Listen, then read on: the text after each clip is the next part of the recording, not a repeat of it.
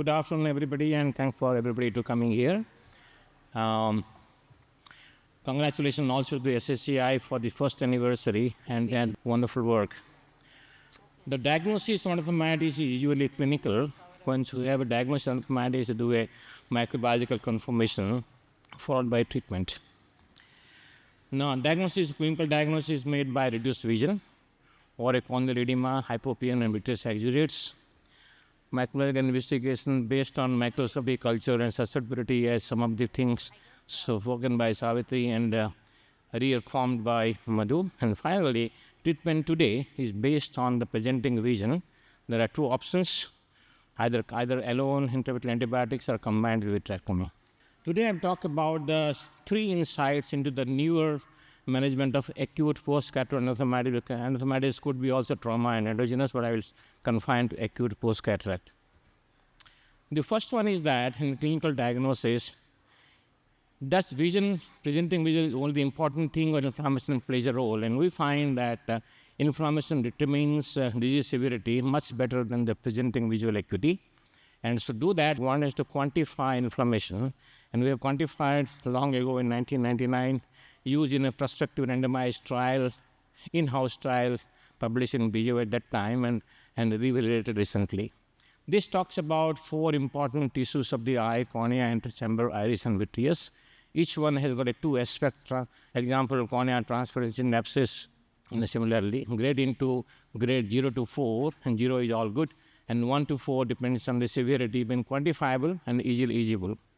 Recently, last year, actually, we revalidated it with a slit lamp photographs. I found that it got good validity.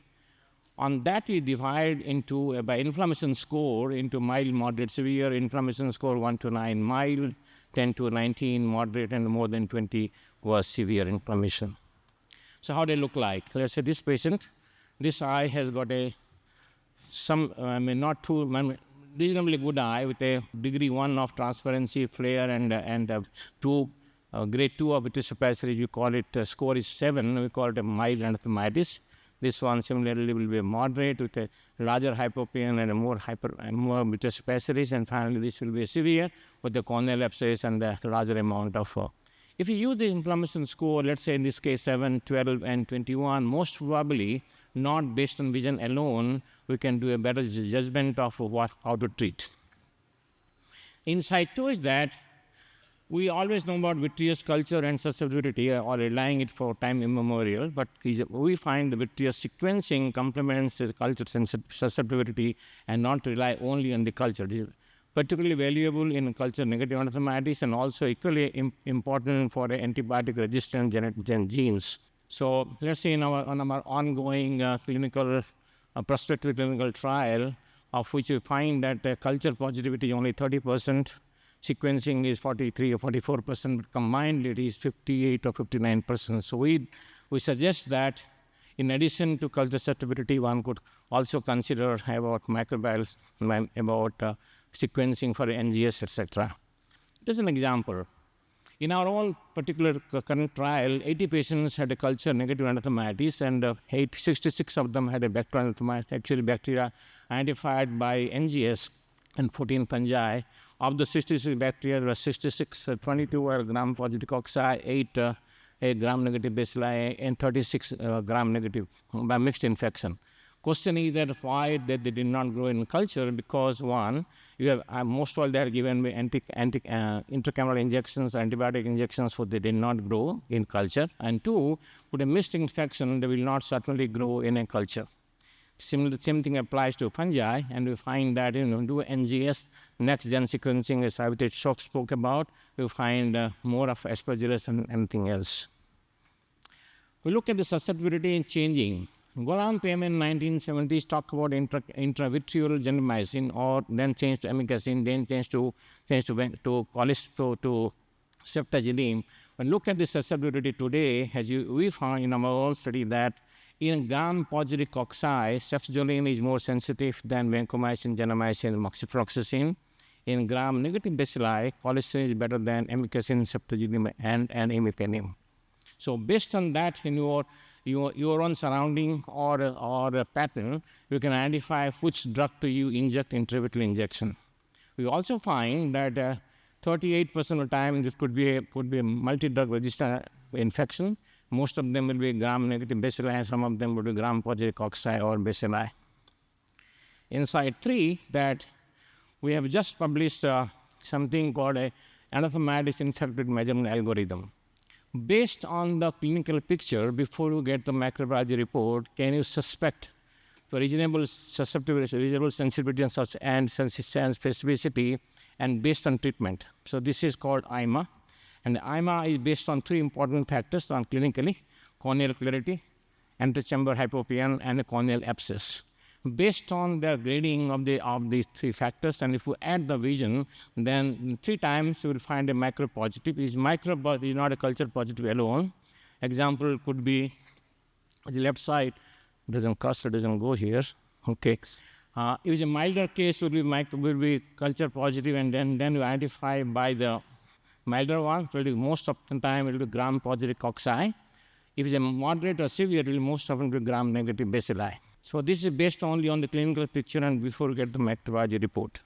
Also, if you look at the days to the symptoms, less than 2 days of symptoms, less of occurrence after the incident of cataract surgery, we'll have a gram-negative bacilli much more than the gram-positive cocci, and beyond 2-3 days become the mostly gram-positive cocci than gram-positive bacilli. What is the evidence that is working well? That accuracy is 77.14% for the macro-positive. The sensitivity susceptibility is very high. So we find that IMA could be one way of measuring remission before you get a macro report. So does this change, actually, all these 3 insights talked about, does this change about the treatment paradigm for endophthalmitis? Answer actually no. Make a clinical diagnosis, do a treatment, empiric treatment, either by the well-known EVS or something else, send for culture. The patient doing well after empiric treatment, that is end of treatment, not do anything, because ultimately patient vision is important. If the drug injected into the eye is susceptible and patient doing well, also end of treatment. If the drug injected into eye are resistant to the bug that we grow in the culture or sequencing, but still doing well, then don't have to worry about change. If not, then you have to change the antibiotic. All we are talking is that in our own study that use inflammation score instead of presenting visual acuity to do empiric treatment. We say that less than 10 is only give intravitreal injection, more than 10 do vitrectomy along with injections. What the evidence for that? It's a very busy slide, but you can already refer to the published paper. That the summary says that while you decide about the milder cases, you require more often time you give IVI, and otherwise give vitrectomy along with or without silicone oil. What is the visual outcome? We say that if the inflammation score less than 10, then 78% times will have a reasonably good vision, and 51% times will have a better than 20/100. And this declines progressively as the severity of infection increases from mild to moderate to severe. So what is when you talk to the patient, because that is how I started that. When the patient comes and asks, "Doc, what is happening to my eye?" we do not know what to say. But today, by using inflammation score, just not the vision, we say that vision inflammation score is 1 to 9. We'll say you got a mild infection. I will treat with the intravitreal antibiotics alone. And 42% times there's a possibility of additional treatment. Most of the times will be another injection. And friend, we have got a 50% chance of getting a good vision.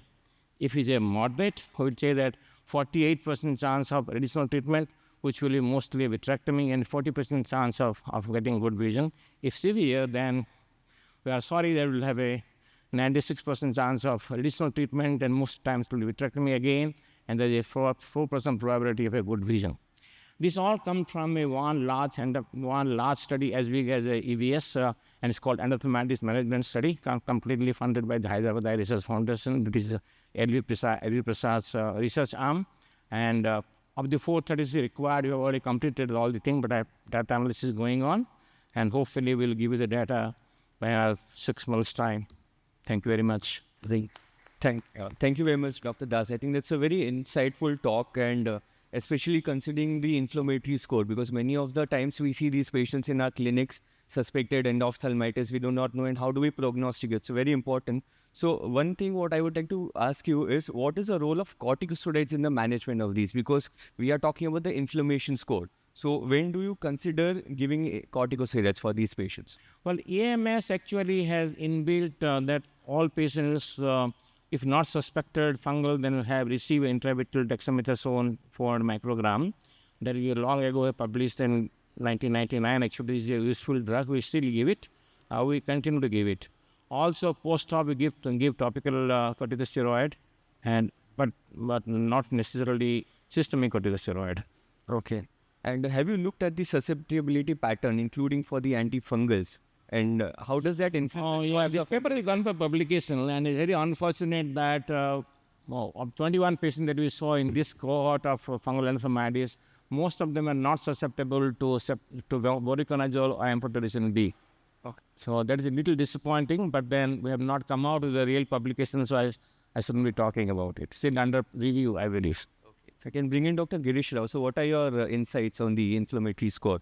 How do you think it will be useful going into the clinics over long term? Yeah, actually, I had a question for sir. So, do you find any cases where there is a mismatch between the acuity and the inflammation score in whatever study you have done?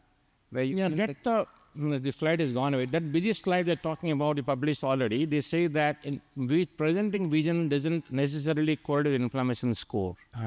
The slide comes, I can show you. I can read that. What percentage of your Doesn't always correlate. Okay.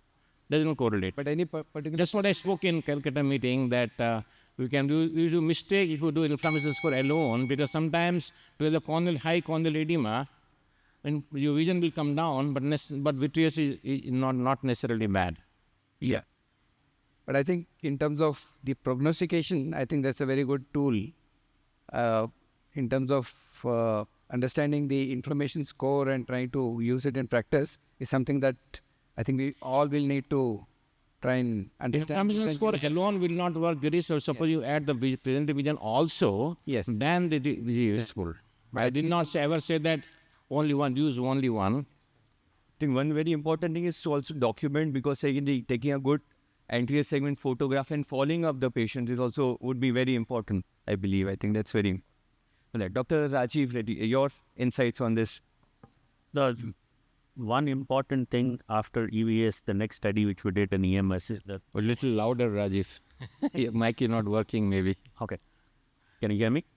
No, this is an important study which we did EMS after a long time after an EVS. It's come out with few important observations. Main thing is about the inflammatory score. So most of the times when you're in the clinic, you're not sure how to deal with them. Many times we take individual calls, and this is what is going to make it more objective in how we deal with an endophthalmitis. The AVS is 1995 published, that means 30 plus years old now. Not that old is bad, but then in between many things have changed. Vitrectomy has improved, antibiotics have changed, susceptibility has changed. After giving intracameral antibiotic, most eyes will be culture negative because you already given antibiotic into the eye.